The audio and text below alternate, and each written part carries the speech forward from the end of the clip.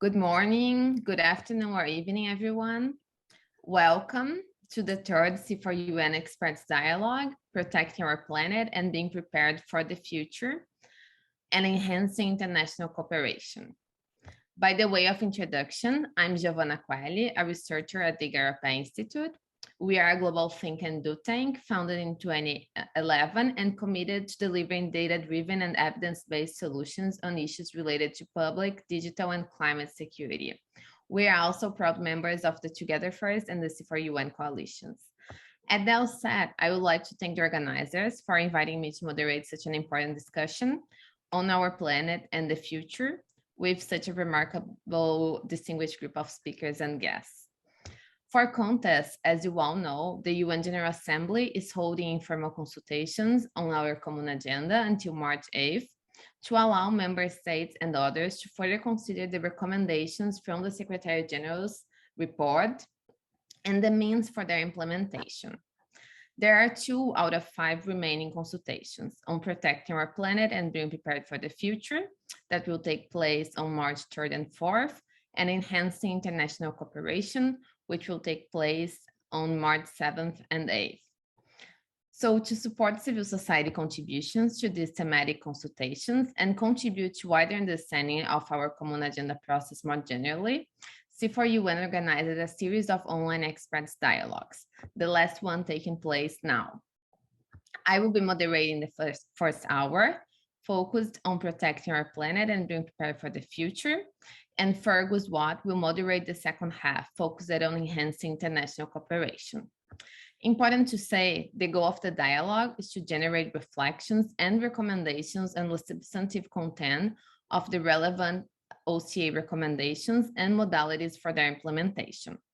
A brief discussion summary will be available later today at the C4UN website. So for our first hour of the program, I invite you all to reflect on the thematic elements of the 18 OCA paragraphs, which will be discussed at the 4th GA thematic consultation. So they are in 3 clusters. The first is climate and environment, the paragraphs on climate finance, on green finance, on 1.5 degrees, on adaptation, on biodiversity, on global stocktake of the Paris Agreement, and then future generations, on representing future generations, Futures Lab, Envoy for Future Generations, Declaration on Future Generations, the Emergency Platform, and the Trustship Council Alternative, and finally, health, on strengthening the World Health Organization, on global vaccination plan, on pandemic preparedness, on access to health technology, and on universal health coverage. So to help set the scene for our discussion today, I would like to invite George Kostakos. I hope I pronounced your name right. He's co-founder and executive director of the Foundation for Global Governance and Sustainability, FOGS, with almost 30 years of work experience in international affairs, both as practitioner and as a researcher, to provide some opening remarks. George, over to you. Thank you very much, Giovanna, and very nice to be with you and with the C4UN friends, and thanks a lot for this invitation. I have the luck, let's say, to speak first, and I would like to give the broader setting that the moment we're meeting is historic and somber. We are witnessing the unilateral invasion of a sovereign country by another country, and the invader is a permanent member of the UN Security Council, the supposed pillars of the post-World War II global governance system. It's not the first time such a thing is happening. It's not only this particular permanent member of the UN Security Council that is doing it.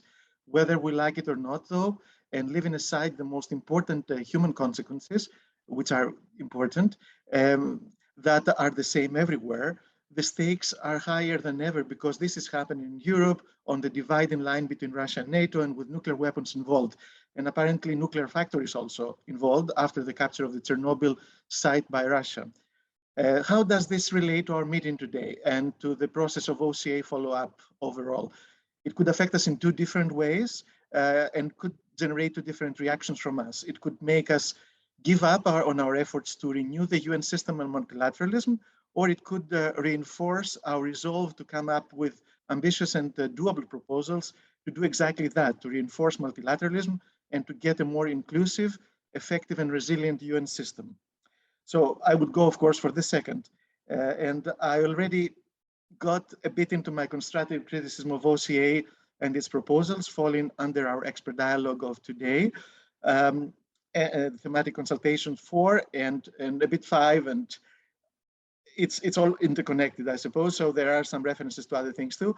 The OCA is an impressive selection of ideas and creates a framework for rethinking multilateralism on the way to the proposed summit of the future in 2023.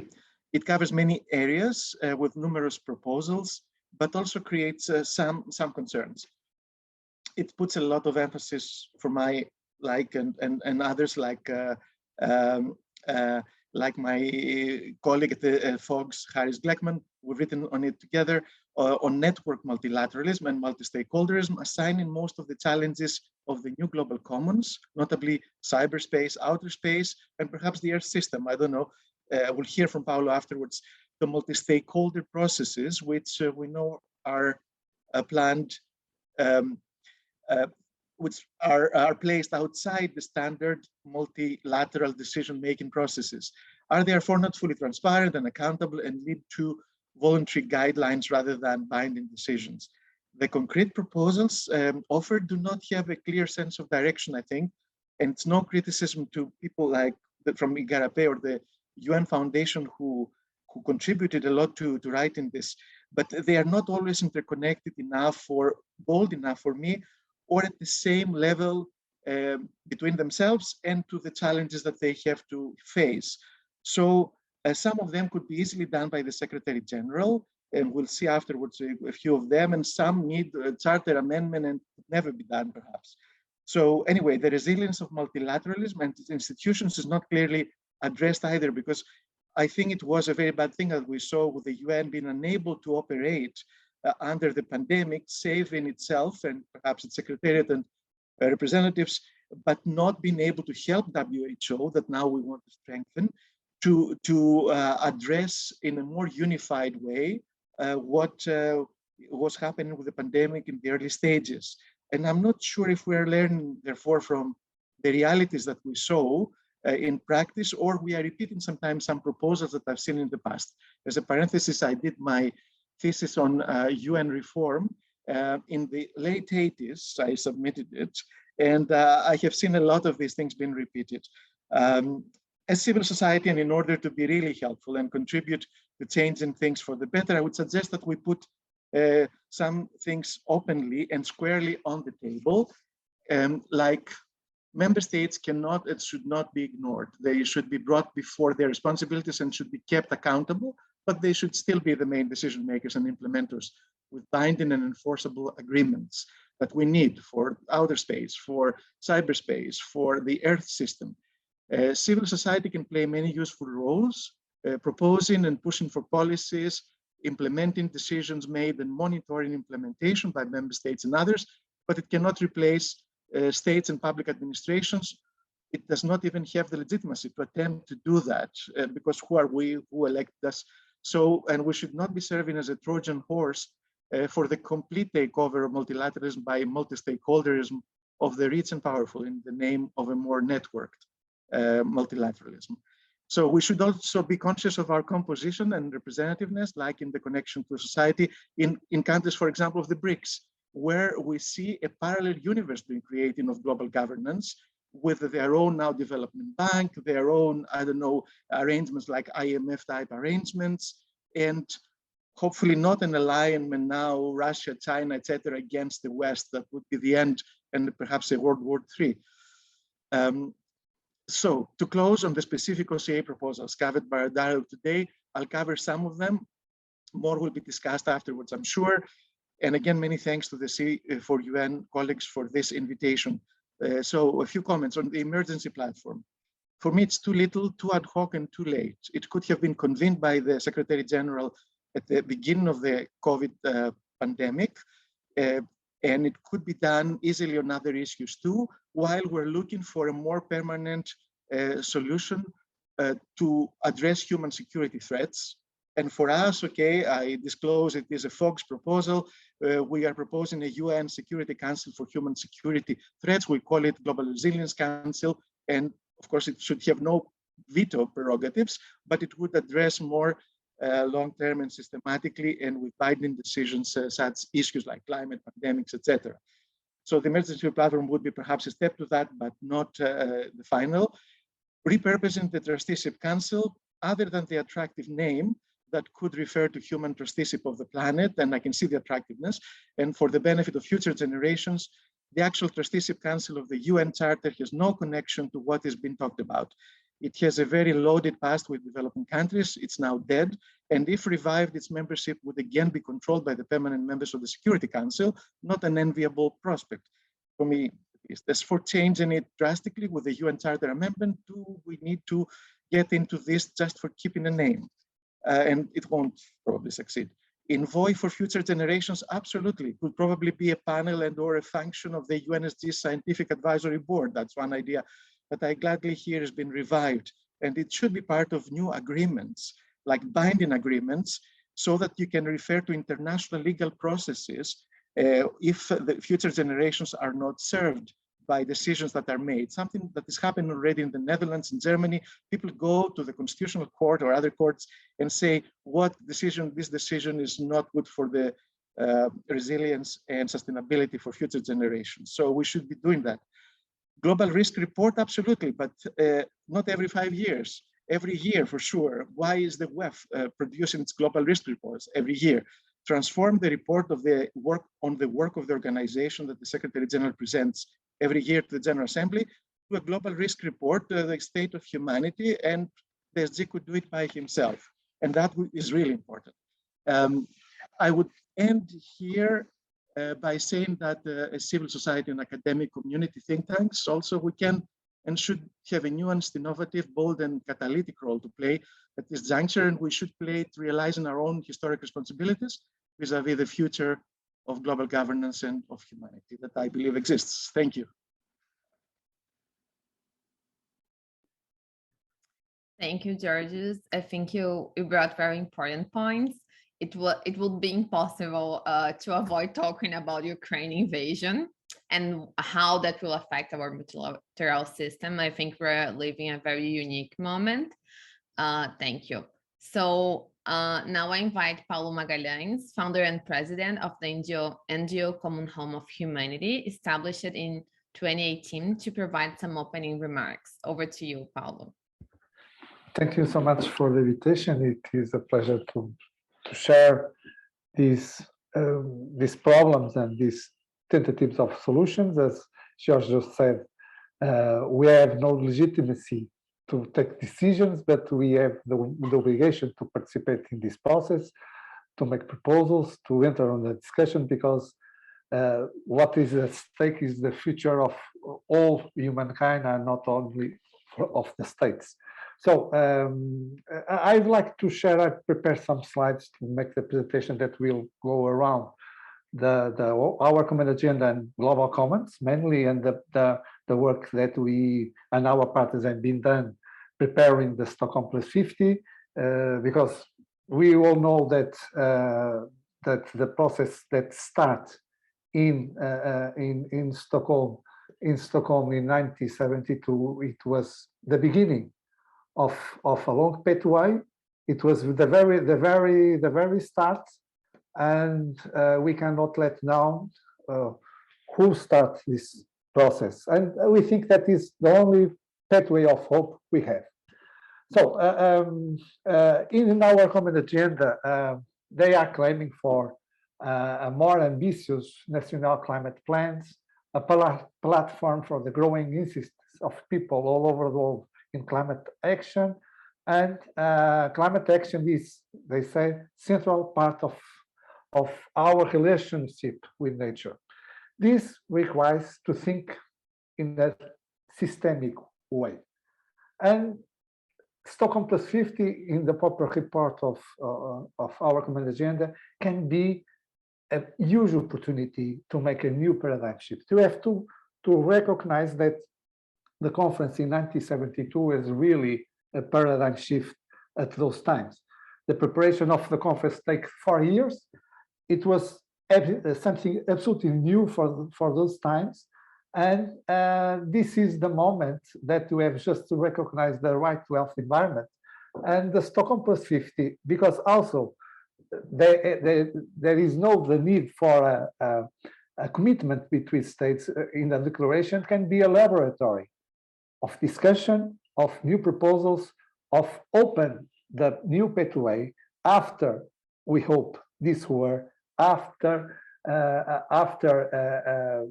pandemics, and to open the doors for the discussions that will take place, hopefully, in the Summit of the Future in 2023, as foreseen in the Stockholm, in the OCA report.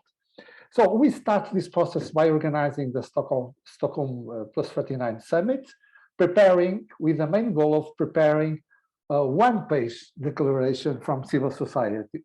We know that in all the discussion, we have thousands of visions, each one consider their own problem as the main problem. Each one wants to put the problem, their own problem in the declaration. And we set the challenge of trying to build in one single page the position of civil society. And we start this process before the Stockholm Plus 49. The Stockholm Plus 49 was a step in this process. The pathway to 2022 declarations. We start with our partners. That are several, more than 40 around the world. And after Stockholm Plus 39, we will launch next month, in the 16th of next month, a campaign for the around this declaration and for Stockholm Plus 50, that we call it the pathway of hope. This is the image from 1972 with Maurice Strong, the coordinator of the Stockholm Plus of Stockholm Summit. And as I have said, the great challenge is around these months of discussion, thousands of contributions, was to find one agreement in four main points in one single page. This was the main goal, to not overpass the one page. And in this declaration, we will, on the next month, we will open the declarations for signatures around the world. We are already working in the website proper for signatures.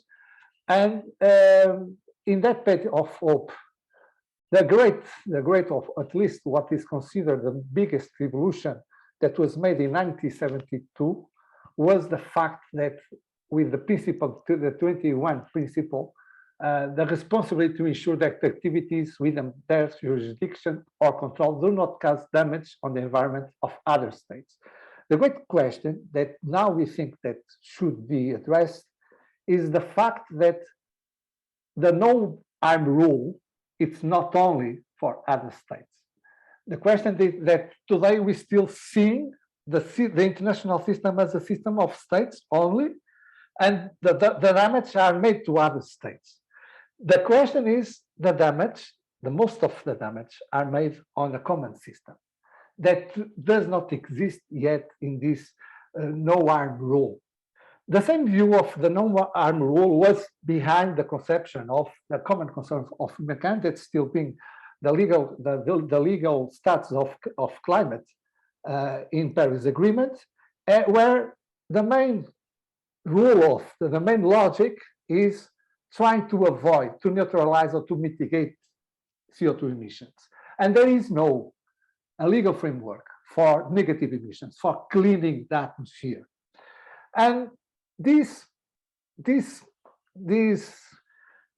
obstacle that we have, where the negative emissions, the activity of cleaning the common is not, there is no framework for it, is something that can be present and can be one of the main contents of 2022 Stockholm Declaration or the meeting. So the paradigm shift is to shift from avoiding the exclusive approach of avoiding, neutralize, or mitigate to actively restore and maintain a stable climate.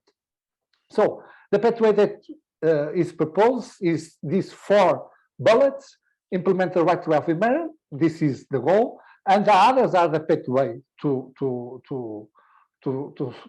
make this pathway happen.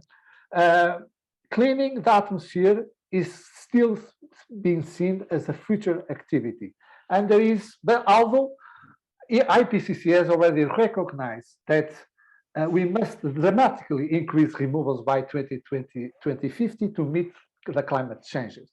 And cleaning is something that is seen some as a future activity, not nothing that must start now, that must be our current current activity. So the internal structure of the question is to implement the right to environment. What are the tools to do it?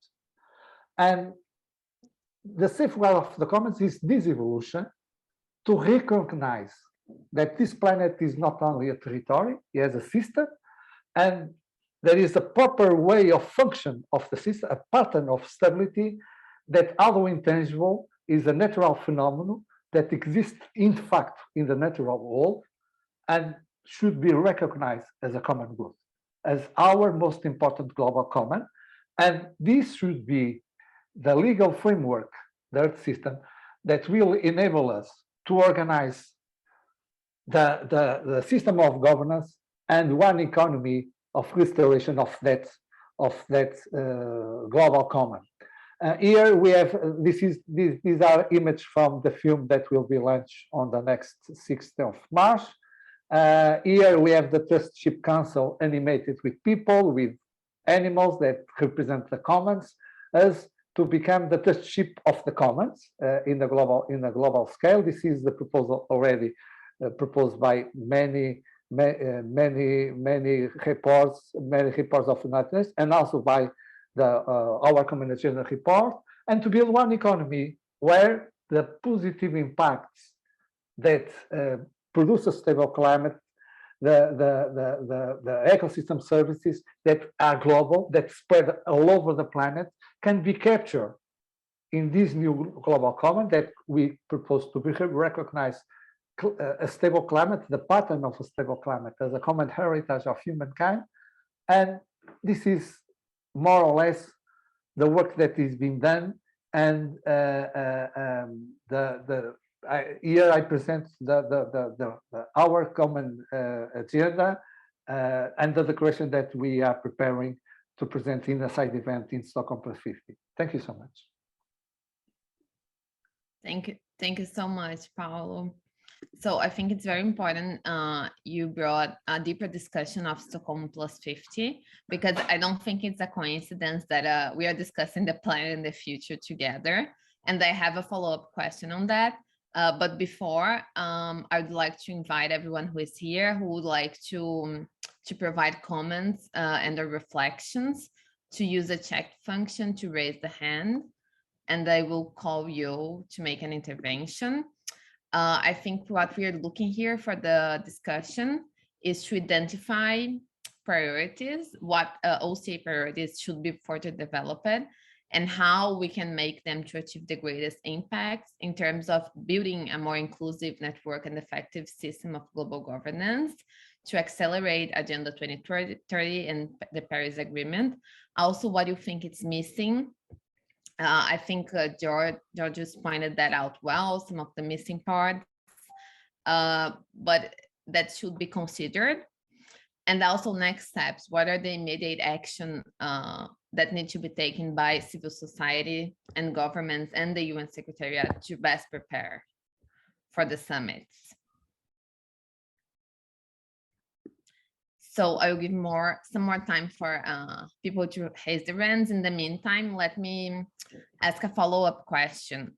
Paulo, you mentioned a lot the Stockholm +50.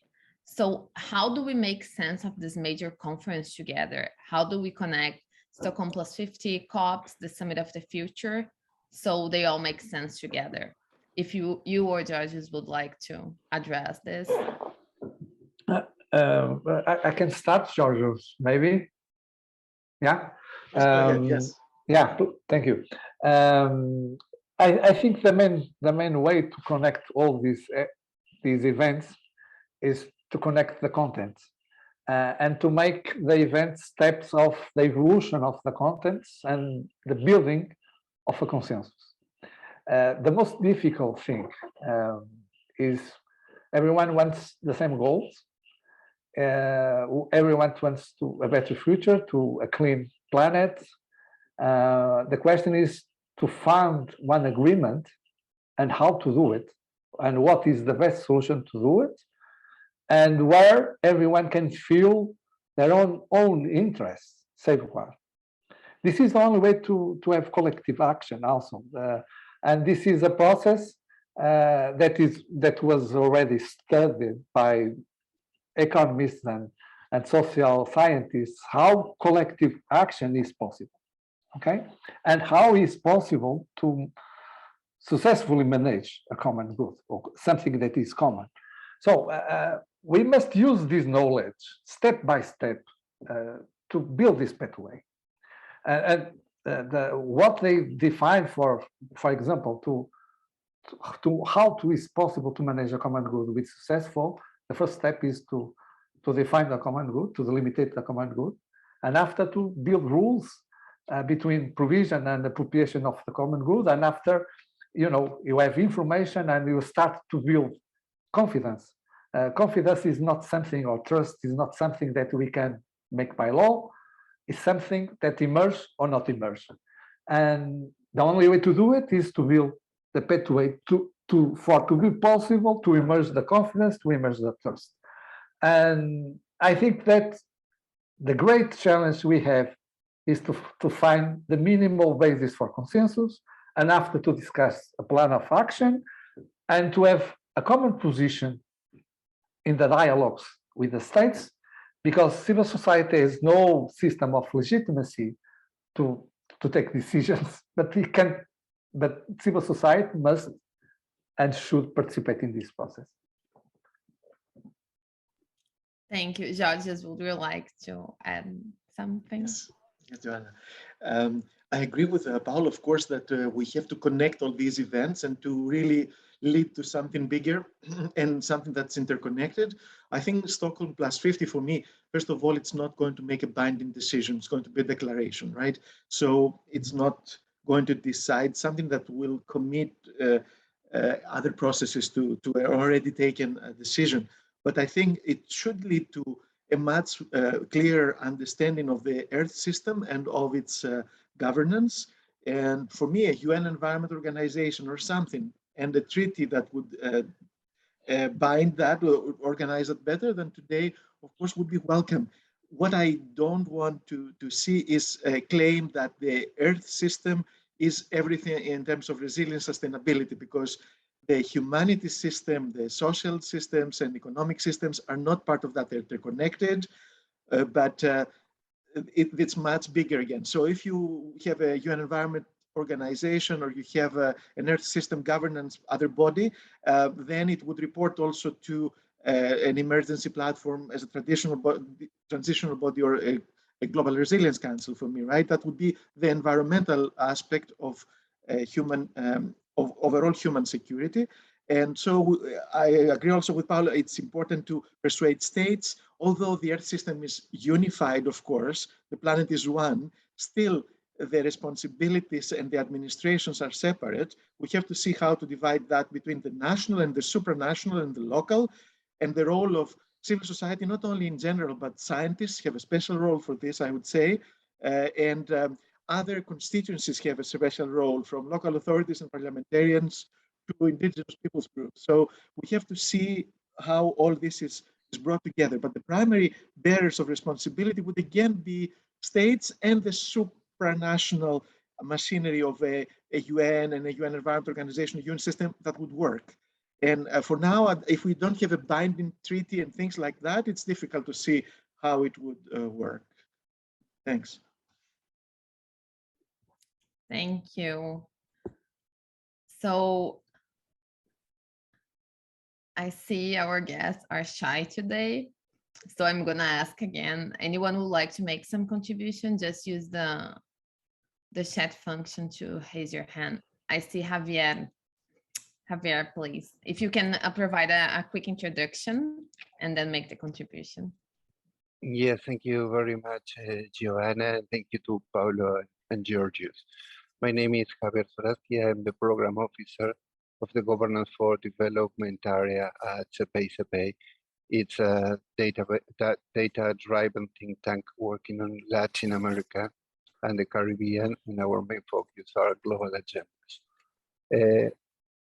I want to flag a couple of issues here. First of all, I have to say that this cluster is the one that worries me the most of the entire our common agenda report. And the reason is that, as I see it, all the recommendations, suggestions that the Secretary General have included here are looking backwards and not looking forward. I mean, they are all built on past experience and in a view of what the environment is and the problems we are right now facing as humankind related to climate change that are anchored on past visions of what can function, what can operate to change things, and what cannot.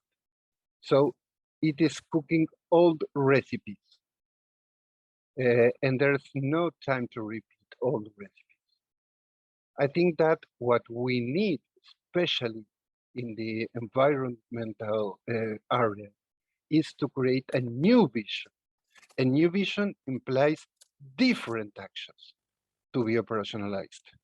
So we cannot continue asking the countries to make more ambitious commitments after the experience we have with the NDCs.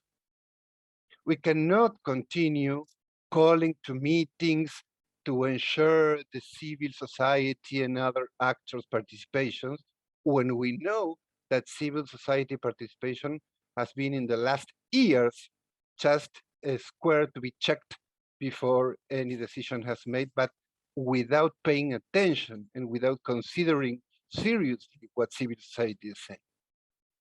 So what I think is that, I mean, no one can be against these propositions. But in fact, what worries me is that there are propositions that could be made 10, 20, 30 years ago. And we all know that the environmental situation changed dramatically in the last 30 years.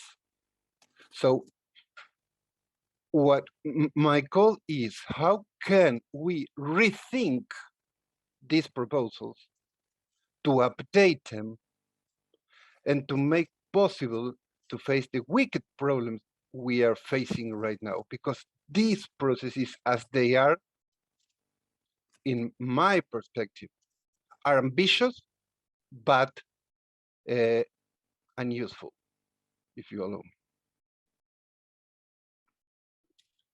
Thank you. Thank you, Javier. I think there is a sense here that and I completely agree that we need more ambition when it comes to ocean climate action. So there are some questions and comments coming through the chat box too. So Corey talked about human being first, that greater ecology, second, and socio-ecological interdependence that are our only way forward. And Johnny makes a question here. So she mentions that the UN defines the commons are four things: Antarctica, the high seas, the atmosphere, and the outer space. How can we support an expanded understanding of and official definition of commons? How can we promote commons-centered decision and policy making by developing greater commons consciousness? So I'd like to pose this question to our speakers, and if there is no further comment, I would also like to ask them to already provide some closing remarks. Thank you. Paulo or Georges, who wanna go first? whatever you want. Either way. You want me to Yeah, say? you can. Okay, Please. this time Your I go time. first. Yeah, okay. All right. So you can answer to what I say else. Thanks a lot to Javier for his comments. Yes, I understand this frustration that we have past visions that we're trying to realize. We have good ideas. We had them in the past, but really the reality has changed. I will invite you to join me on a science fiction trip because I always liked science fiction. I am also a scientist, like an engineer, also in addition to international relations person. And I liked always the technology, but also the space that it allows you, this futuristic approach to think of modern problems in a different way, not without too many of the constraints of Earth today, without gravity in a way. So I would see this Earth system and a global organization like at least observing the Earth system as people from with all different accents of English, or it could be also other languages, right? I don't know, been together on using satellites and also been on the International Space Station and all these things, and from the moon, like alerting the world, like, oh, this planetary boundary has been exceeded. That planetary boundary is now being exceeded. Right, this forest fire in the Amazon or in the Greek forest or whatever is creating this problem. And then to take this to the Secretary General of the UN for his annual report or for a special report because of something very urgent, his or her, right? I mean, it should not be always a man, although in the charter is he, the Secretary General, I'm telling you. And then we could have in the global risk report of the Secretary General, this and this is happening for the Earth system, but also other social scientists in the sense of society, inequalities, etc., talking about the increase in inequalities, like the Oxfam reports and other things that are issued, also included there, and then brought before the organs of the United Nations. And if we have a Global Resilience Council, saying what are we going to do about this, about that preemptively, or if it is a very serious problem like Chapter 7 of the UN Charter, which is for the Security Council to take binding decisions. So I could see it working, and I could see, of course, when that system, which is people from all countries working together to follow the Earth system's development and what is happening with it, to inform the UN, and the UN to inform the corresponding states already, like with a 24/7 operation center, that what's this is happening there, what's the other is happening there, and then to see whether monitor implementation, and then the Secretary General, his report could say this country is not doing it, the other country is not doing it. The civil society in its own monitoring report would do the same. The scientists would come out and say their thing. So I could see it functioning, but in a new way. And I hope it doesn't remain science fiction forever, but it becomes reality, something like that. I don't know if I covered everything, but yeah. Okay, thank you, Georgios. I will focus my last words on the question of that John Carley and Corey both. I hope I'm spelling well the names, around the commons and the troubling on the definition of the commons. I must say that it's usual to describe climate emergency as a tragedy of the commons in the global scale.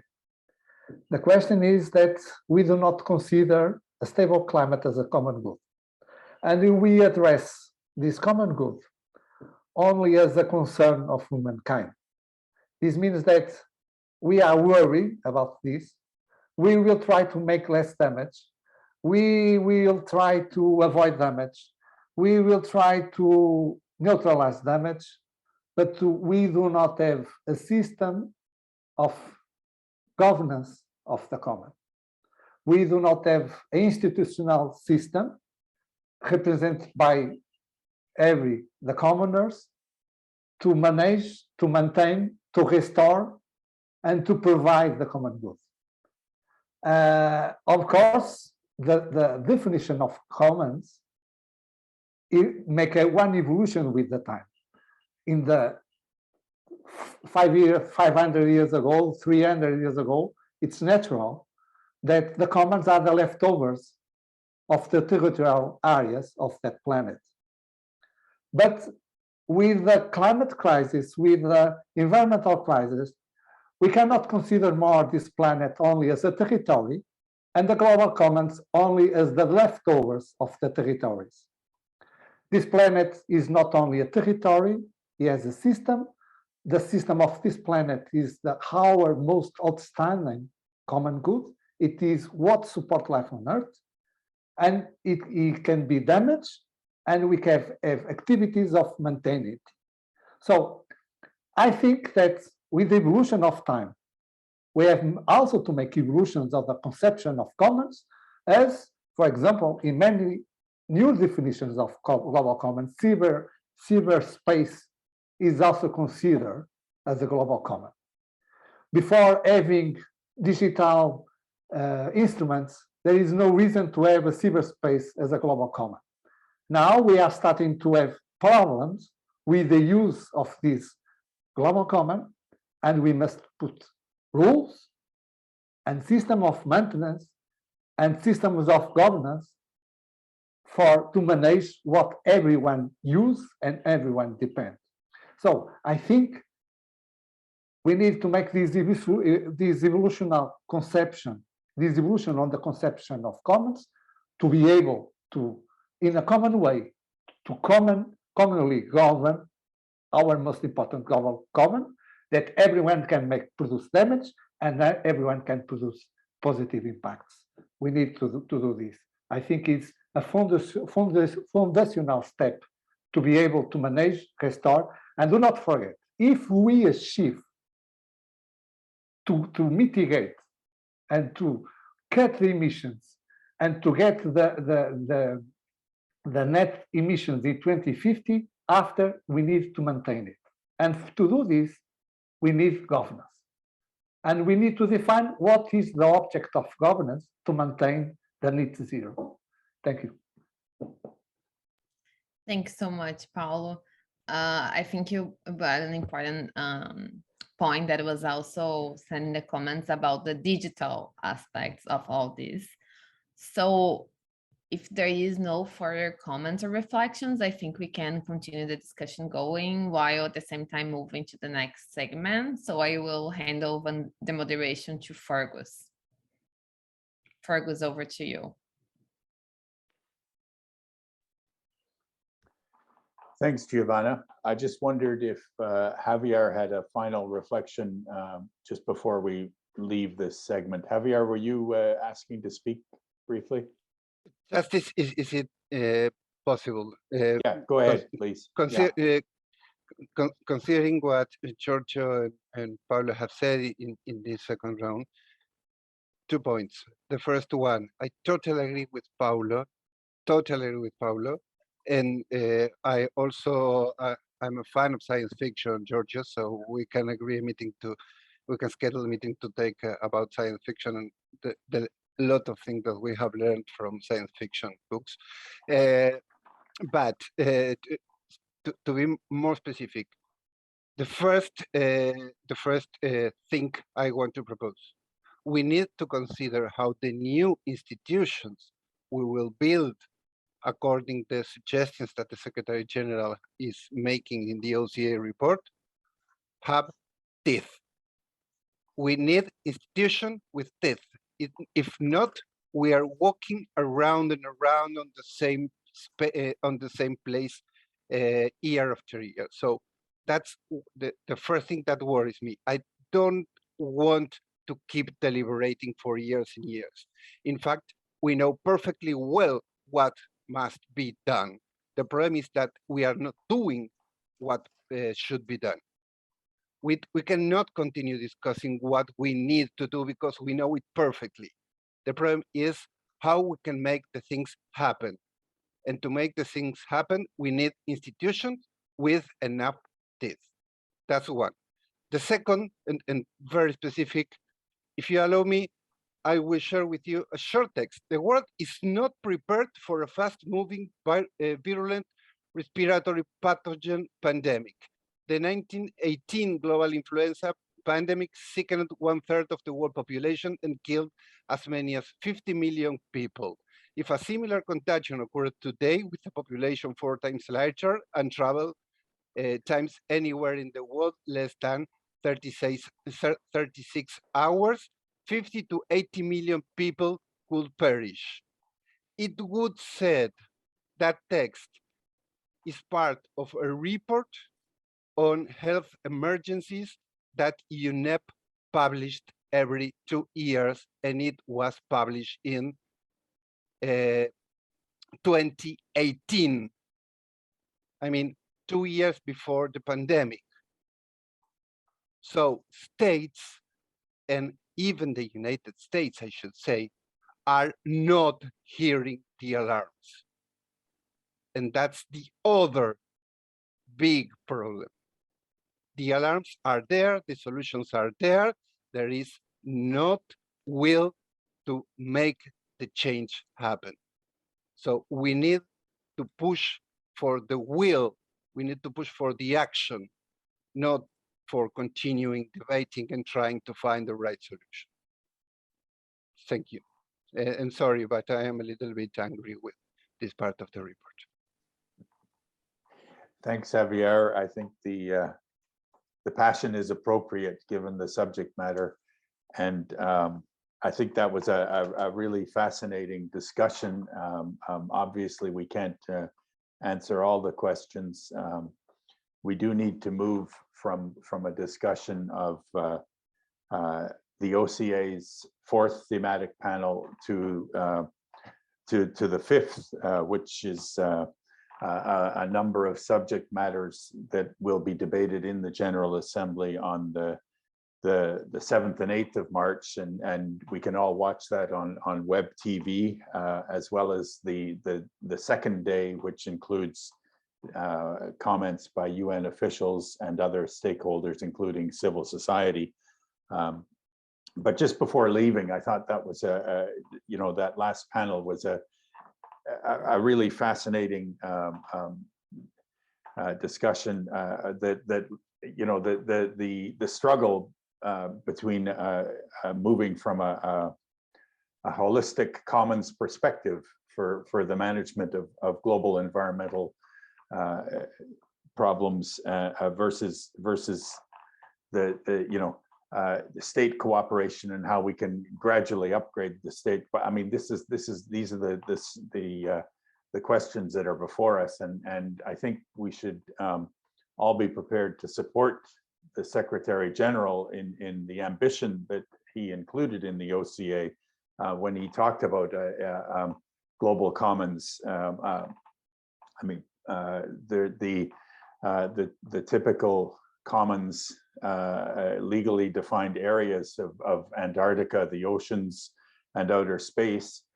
To those three, he added climate as a commons, and really introduced this discussion and whether we need to take a commons perspective and in order to upgrade ambition on climate, as opposed to the sort of a la carte multilateralism, which is enshrined really in the Paris Agreement. And so those are the debates that are before us, and we'll see where it goes. We'll see where Stockholm plus 50 can take us, and whether states are really prepared to bring some of these new norms, some of which were outlined by Paulo, into some of the future-oriented governance that the Secretary General clearly suggests we need, but whether member states are prepared to go there will be the key question. So